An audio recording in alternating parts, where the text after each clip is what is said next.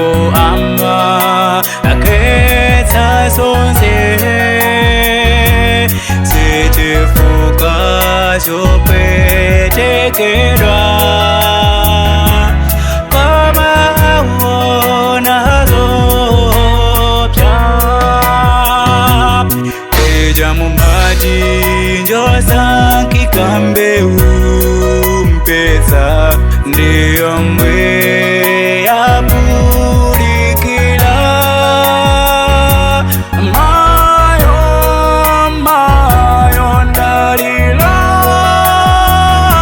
ndalila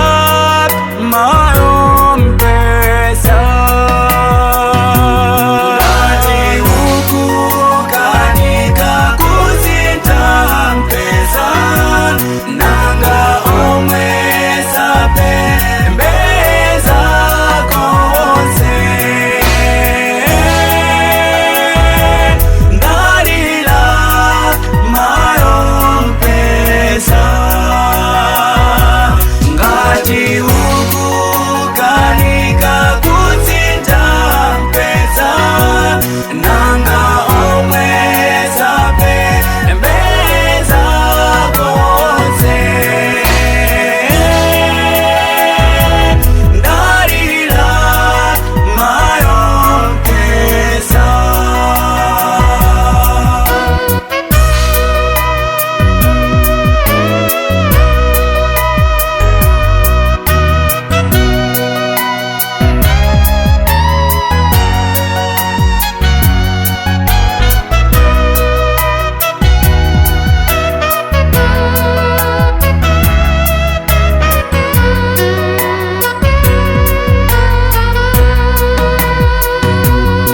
Maonekedwe ngati olungama mpesa makalidwe ake ndi achilendo lelo sakusiyana ni akubabulo kale kunyazitsa zina la Yesu mavalidwe lelo adasinta mpesa ametedwe nao anasintanso tilape tikonze makali